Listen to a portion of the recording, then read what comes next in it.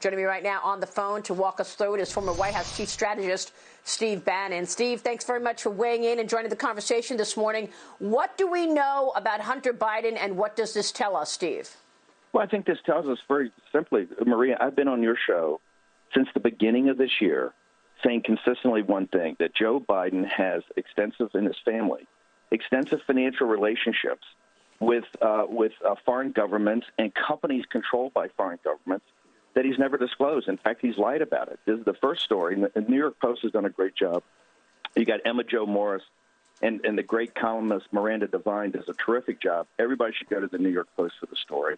But this just lays right out that Joe Biden has lied to the mainstream media. He's lied to the New York Times. He's lied to the Wall Street Journal. He's lied to the Washington Post. He's consistently lied. He didn't know anything about this.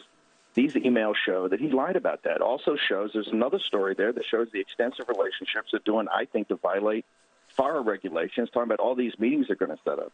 This is the Biden family and Joe Biden has a major national security problem.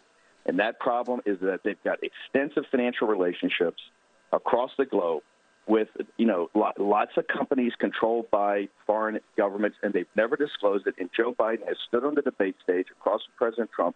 He's lied about it. He's lied about this specific thing with Burisma. He's lied about it consistently, and he's got to be held accountable. He's got to be held accountable by the mainstream media, and he has to be held accountable, I think, by the Trump campaign and ultimately the American people. But Joe Biden has got to come clean with it. Well, he's just a stone-cold liar. Steve, he stood up brazenly and has lied about this, and now he's been outed. There is a massive treasure trove of emails and other stories and other relationships that are going to come out with some great journalists that are working on it right now. They're not going to be able to spin this. They're not going to be able to lie about it. Joe Biden, look, he stood up. He's supposed to be Joe from Scranton. He's Joe from Wilmington, Delaware, and he acts like some scumbag PR guy from one of these global corporations. Joe Biden, if he wants to be president of the United States, he's got to stand in front of the American people, and he has to sit there and tell them what his family's extensive financial relationships are. He is a compromised individual. His family is compromised. This is a known fact. He's got to come clean with us.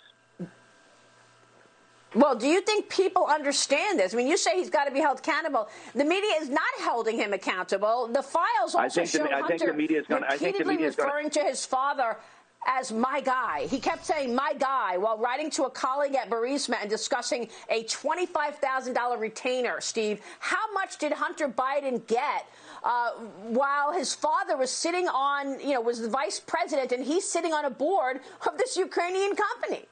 Look, he got a tremendous amount of money, but that's only the tip of the iceberg. There's much more to come. There's much more deeper financial relationships. Listen, the bottom line is the mainstream media's credibility is going to be online here. They have got to stand up and they've got to hold the Biden accountable. Not just that. Where's the FBI in this? The FBI had this hard drive since December of last year. If the FBI had come forward when they got this, President Trump would have never been impeached. This is a national scandal.